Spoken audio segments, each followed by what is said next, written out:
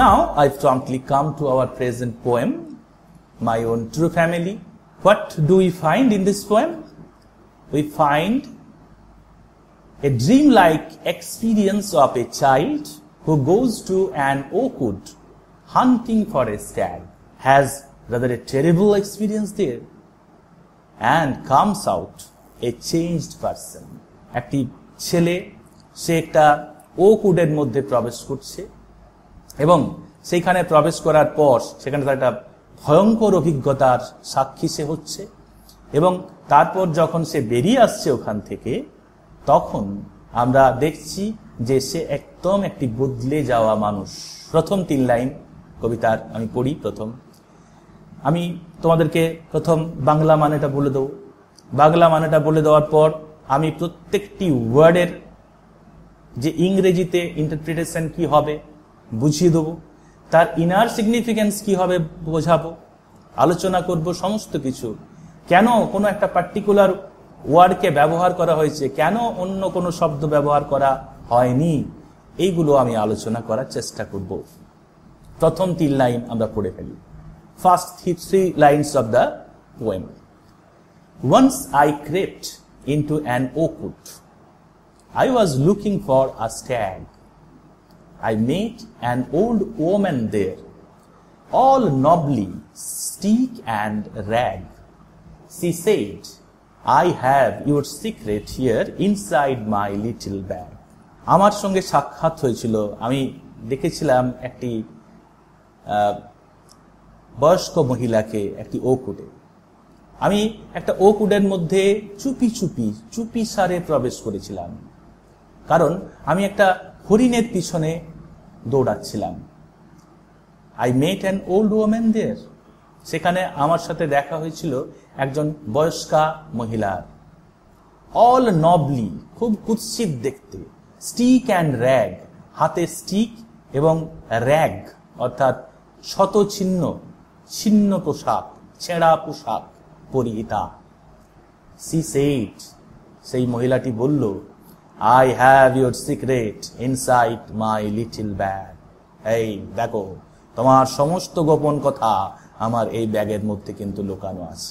তো প্রথম I here stands for the speaker, the poet speaker you can say. I কে না, I হচ্ছেন এখানে বক্তা।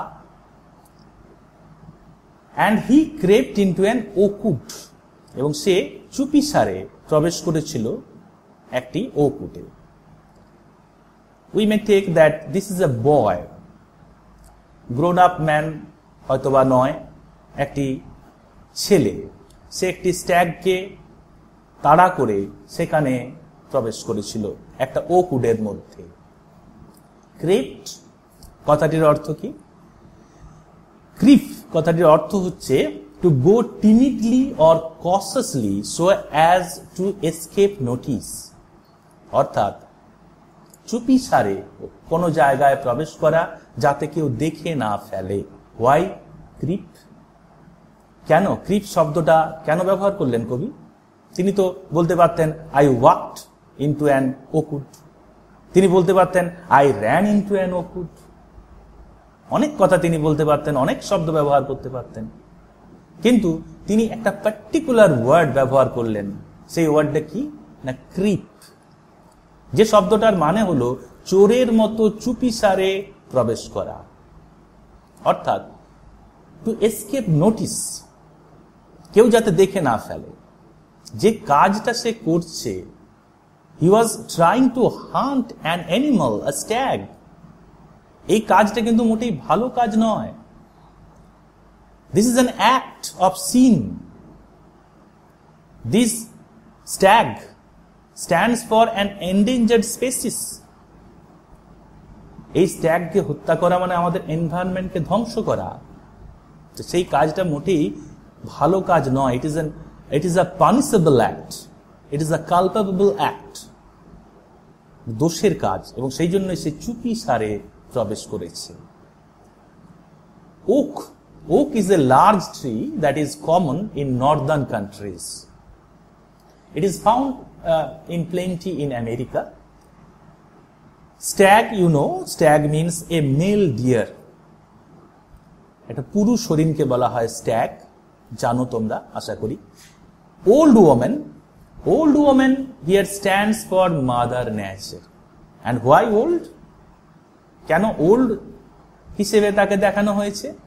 কেন মাদার নেচারকে ইয়াং হিসেবে দেখানো হয়নি? কারণ she is the creator, she is present from the time immemorial. সে অনেক অনেক দিন থেকে তার অস্তিত্ব আমরা জানি। সুতরাং তাকে ওল্ড ওমেন হিসাবে দেখানো হয়েছে। নবলি, নবলি শব্দটির অর্থ কি? আমি বললাম নবলি অর্থাৎ কুৎসিত। Knobbly, that means having lumps. Lumps you know, ডেলা, পিণ্ড বাংলায় যাকে বলা হয়, আব, ফোলা অংশ। বুড়ো হয়ে গেলে দেখবে অনেক জায়গায় আমাদের বিভিন্ন জায়গা ফুলে টুলে যায়, শেপটা আমাদের আগলি হয়ে যায়, কুৎসিত হয়ে যায়।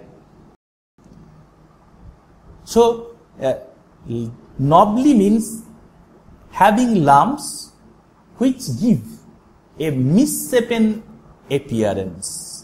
Misshapen appearance অর্থাৎ চেহারাটা কদর্য হয়ে পড়ে, ঠিকঠাক শেপ থাকে না, সিমেট্রি থাকে না, ugly looking. That means knobbly তাহলে মানে হলো ugly looking.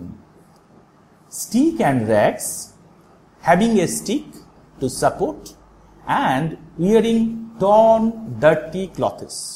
Wearing torn dirty clothes. You can take this as an image of a scarecrow. Scarecrow তোমরা জানো তো, কাকতাড়ুয়া। ওই যে মাঠে থাকে না, ফসলের মাঠে পাখিদের ভয় দেখানোর জন্য একটা লাঠির উপর একটা মেটে হাঁড়ি দেওয়া হয়, সেখানে চোখ টোক আঁকা থাকে, বিভিন্ন ছেঁড়া খোড়া পোশাক সেখানে চাপিয়ে দেওয়া হয়, দেখতে বিচ্ছিরি, পাখিরা ভয় পায়। ঠিক সেই রকম তাকে দেখতে মনে হচ্ছিল। The old women was looking very ugly, তাকে দেখতে অত্যন্ত কদাকার, কুৎসিত, এবং তার সাথে কাকতাড়ুয়ার মতো। এবং আরেকটা লাইন, শেষ লাইন এই 3 লাইনের, I have your secrets inside my little bag. তোমাদের সমস্ত গোপন তথ্য আমার ব্যাগের মধ্যে রাখা আছে। And it is also true. Mother nature, she has all our secrets. প্রকৃতি মায়ের কাছে আমাদের সমস্ত গোপন তথ্য লুকিয়ে আছে। কিভাবে? She is old and she is knowledgeable. She has got all our secrets. সে তো অনেক অনেক তার বয়স, এবং তার she knows many facts. সুতরাং she has all our secrets inside her little bag. তার ছোট্ট ব্যাগের মধ্যে আমাদের অনেক তথ্য, সমস্ত গোপন তথ্য লুকানো আছে। আমাদেরকে কিভাবে ধ্বংস করতে হয় সে জানে, প্রয়োজন হলে কিন্তু আমাদেরকে সে ধ্বংস করে দিতে পারে। তো প্রকৃতি মাকে উত্ত্যক্ত যদি করা হয়, বেশি রকম আমরা করি, if we try to exploit her too greedily, then she has got her tricks up her sleeve. তার আস্তিনেও কিন্তু তাস লুকানো আছে। এখানে যে সমস্ত প্রশ্ন তোমাদের আসতে পারে সেগুলো আমি বলি। প্রশ্ন তোমাদের খুব বেশি তো গভীরে গিয়ে কোনো প্রশ্ন থাকে না। যে সমস্ত প্রশ্ন থাকতে পারে সেগুলো এরকম, হু ক্রেভড ইনটু দি ওকুট? কে ওকুটের মধ্যে প্রবেশ করেছিল? উত্তর কি হবে? এ বয়, কিংবা তোমরা লিখতে পারো তোমরা, the poet speaker crept into the ওকুট। Why did he creep into the ওকুট? কেন সে প্রবেশ করেছিল বনের মধ্যে? হি ক্রেভড ইনটু দি ওকুট because he was looking for a stag. সে ওকুটের মধ্যে প্রবেশ করেছিল কারণ সে একটা স্ট্যাগের খোঁজ করছিল, একটা স্ট্যাগকে শিকার করার জন্য সে তার পিছু ধাওয়া করেছিল। Whom did the speaker meet there? কি উত্তর হবে? বললাম তোমাদের, এত আলোচনা করলাম, The speaker met an old woman there. Old woman এর symbolical significance কি? She stands for mother nature. বলেছি আমি, এগুলো লেখার দরকার নেই, এত তথ্য তোমাদের লেখার দরকার নেই। How did the old woman look? The old woman looked all nobly sleek and ragged. That means she looked like a scarecrow and ugly. She looked ugly and she looked like a scarecrow. Where did the old woman have all the secrets of the speaker? The old woman had all the secrets of the speaker inside her little bag. তার ব্যাগের মধ্যে তার সমস্ত গোপন তথ্য লুকানো ছিল। প্রথম 3 লাইন আশা করি তোমরা বুঝতে পেরেছো। যদি কোনো সমস্যা থাকে তোমরা আমাদের কাছ থেকে জেনে নেবে। আমরা কোনো কোয়েরি কেউ পেশ করলে উত্তর দিই। এরপর আমি পরের 3 লাইনে আসব। এই 3 লাইন হচ্ছে এরকম: Then she began to cackle and I began to quake.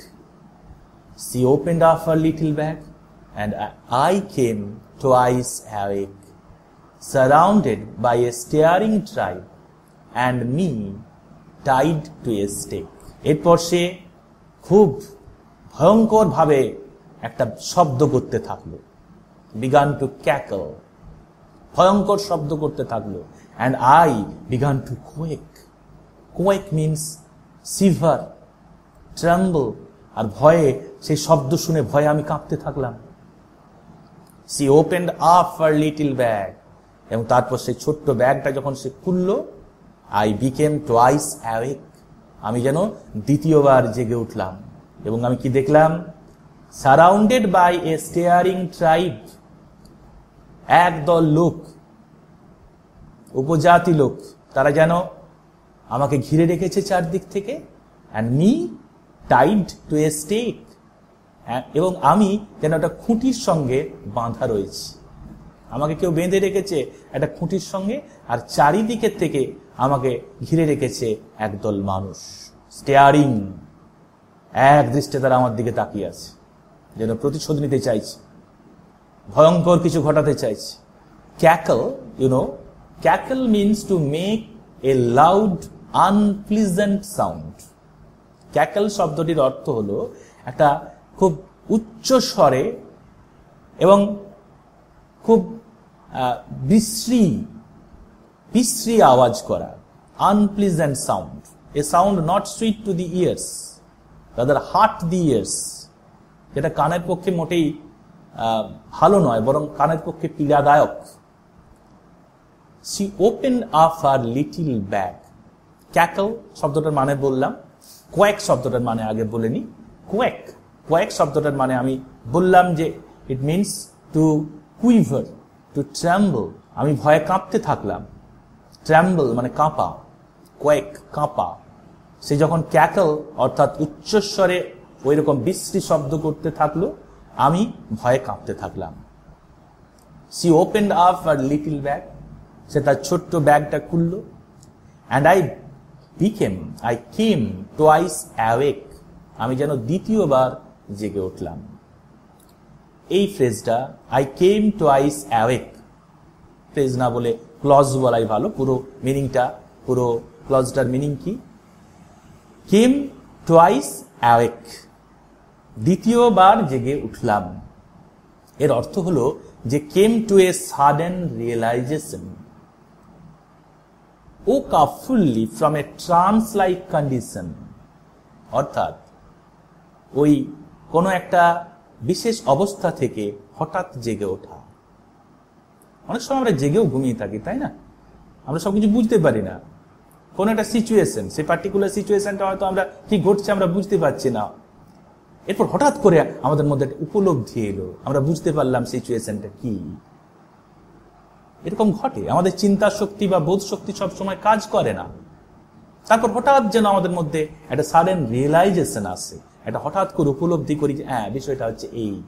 আমাদের কনসাস থাকলেও অনেক সময় আমাদের বিষয়টা আমরা আমাদের চারপাশের বিষয়গুলো বুঝতে পারি না। এরপর যখন আবার একটা ওই বোধ শক্তি আসে, তখন সেটাকে আমরা বলতে পারি যে পুনর্বার জেগে ওঠা। ঘুমিয়ে থাকলে তারপর যখন আমরা জেগে উঠি, উই বিকাম অ্যাওয়েক। আবার যখন জেগে থাকা অবস্থায় আমাদের ওই চিন্তা শক্তিটা জাগ্রত হয়, বোধ শক্তিটা জাগ্রত হয়, তখন আমরা কি হই? Twice awake. সুতরাং এই শব্দটার, এই ক্লজটার রাদার, এটা পুরোটার মানে হলো যে came to a sudden realization, woke up from a trance-like condition, অর্থাৎ আমাদের মধ্যে যে হঠাৎ চিন্তা শক্তি বা বোধ শক্তি জেগে ওঠা। স্টেক, এরপরে যে শব্দটা আসবো, surrounded by a staring tribe and me tied to a stake. Surrounded by a staring tribe, এটা gives the image of the bear baiting and suggests the helpless condition of the speaker. Bear baiting, বিয়ার, তোমরা জানো বিয়ার মানে ভালুক। আমি তোমাদের ছবিটা দেখতে অনুরোধ করব, ছবিটা দেখতে বলবো, ছবিটা দেখলে তোমরা বুঝতে পারবে। এই বিয়ার বেটিং একটা মেডিয়েভাল টাইমে একটা স্পোর্টস ছিল ইংল্যান্ড। তো এই স্পোর্টসটা এমন ছিল যে in which a bear would be chained to a stick and a pack of dogs will be let loose on it. ভালুকটাকে একটা পোস্টের সঙ্গে, একটা খুঁটির সঙ্গে বেঁধে দেওয়া হতো এবং তারপর একদল কুকুরকে ছেড়ে দেওয়া হতো। কুকুরগুলো অ্যাটাক করতো ভালুকটাকে, এবং ভালুকটা কি হেল্পলেস, সে বাঁধা আছে, তবু সে ফাইট করত। It fought for his life, for its life. তার জীবন বাঁচানোর স্বার্থে সে লড়াই চালাতো, রক্ত বেরিয়ে আসতো। এবং ভালুকটা তখন কি তার অবস্থা হতো? সে হেল্পলেস, অসহায়। তো সেই ভালুকটার মতো দশা যেন স্পিকারের এখানে। আমরা যদি প্রকৃতিকে খুব বেশি রকম ভাবে এক্সপ্লয়েট করার, শোষণ করার চেষ্টা করি, তার উপর আঘাত করি, তাহলে কিন্তু আমাদের কন্ডিশন হবে ওই হেল্পলেস বিয়ারের মতো। এই যে ইমেজটা আমরা পাচ্ছি, এই ইমেজটা হচ্ছে বিয়ার বেটিং। ছবিটা দেখানো হচ্ছে তোমাদেরকে, তোমরা দেখতে পাচ্ছ ছবিটা। বিয়ার বেটিং, একটা ভালুককে বাঁধা আছে একটা স্টেকের সঙ্গে, একটা খুঁটির সঙ্গে, এবং একদল কুকুরকে ছেড়ে দেওয়া হয়েছে। এবং প্রত্যেকটা, each bout of fighting was called a course. একবার ছাড়া হলো, ফাইট হলো, এটাকে বলা হলো একটা কোর্স। দ্বিতীয়বার আরেকবার ছাড়া হলো, যতক্ষণ না ভালুকটা মারা যাচ্ছে। খুব ক্রুয়েল স্পোর্টস, ক্রুয়েল ট্রিটমেন্ট। আমরা যদি প্রকৃতিকে ওইভাবে আঘাত করি, তাহলে আমাদের অবস্থাও ওই ভালুকের মতোই অবস্থা হবে। ট্রাইব কথাটার অর্থ, according to Cambridge advance learners dictionary, A tribe is a group of people often of related families. Tribe একটা জাতি, একটা পরিবারের সদস্যভুক্ত অংশ। এই ওক গাছগুলো সবকে একটা পরিবারের অংশ হিসেবে চিহ্নিত করা হয়েছে, এবং তার মধ্যে আমরাও পড়ছি মানুষেরা। তো এই ট্রাইব অর্থাৎ ওক গাছগুলোকে তো এখানে বর্ণনা করা হয়েছে, পরের লাইনে সেটা আসছে। সুতরাং ওই যে ট্রাইব, ওরা যেন স্টিয়ারিং অর্থাৎ এক দৃষ্টে তাকিয়ে আছে। স্টিয়ারিং কথাটার মানে হচ্ছে এক দৃষ্টে তাকিয়ে থাকা। তো তারা যেন কিছু বলতে চাইছে, তারা যেন একটা প্রতিশোধ নিতে চাইছে। Surrounded by a staring tribe and me tied to a stake. Stake কথাটার মানে আমি বলছিলাম, স্টেক অর্থাৎ a strong wooden or metal post, অর্থাৎ একটা খুব শক্ত মেটাল, ধাতু বা কাঠের খুঁটিকে বলা হয় স্টেক। তো তিনি দেখছেন যেন তাকে বাঁধা আছে ওই পোস্টের সঙ্গে, এবং এক দল মানুষ তার দিকে এক দৃষ্টে তাকিয়ে আছে, যেন প্রতিশোধ নিতে চাইছে, কিছু বলতে চাইছে। তো এই ভয়ঙ্কর একটা দৃশ্য তার ওখানে, এই এক্সপিরিয়েন্সটা হলো। বিয়ার বেটিংয়ের কথা আমি তোমাদেরকে বললাম, যে তার যে অসহায় অবস্থা ওই বক্তার, সেটা ওই বিয়ার বেটিংয়ের যে ইমেজ সেটার সাথে তুলনা করা যেতে পারে। এরপর আমরা প্রশ্নোত্তর, যেগুলো তোমাদের এখান থেকে যে সমস্ত প্রশ্ন আসতে পারে সেগুলো এত গভীরে প্রশ্ন পড়ে না, বিয়ার বেটিং টেটিং এগুলো আমরা কবিতা যখন পড়ি তখন একটা কবিতাকে অ্যাপ্রিসিয়েট করার জন্য এগুলো জানা প্রয়োজন মনে করি, এই কারণে এগুলো আমি বলছি। কিন্তু এগুলো তোমাদের পরীক্ষার জন্য খুব একটা বেশি গুরুত্বপূর্ণ হবে না। যেগুলো পরীক্ষাতে যে সমস্ত প্রশ্ন, সহজ প্রশ্ন আসতে পারে সেগুলো হচ্ছে এরকম, what kind of sound did the old woman make? কি উত্তর লিখবে তোমরা? যে the old woman made a loud unpleasant sound like that of chicken. চিকেনের মতো এটা খুব বিশ্রী কিন্তু খুব জোরালো শব্দ করেছিল। এরপরের প্রশ্ন থাকতে পারে, হুম did the when did the speaker begin to quake? কখন বক্তা কাঁপতে শুরু করেছিলেন? উত্তর কি হবে? When the old woman began to cackle, the poet or the speaker began to quake. এরকম প্রশ্ন থাকতে পারে, when did the speaker become twice awake? When the old woman opened up her little bag. When the old woman opened up her little bag, the speaker became twice awake. In what condition did the speaker find himself? কি অবস্থায় বক্তা নিজেকে দেখেছিলেন? The speaker found himself surrounded by a staring tribe and found himself tied to a stake.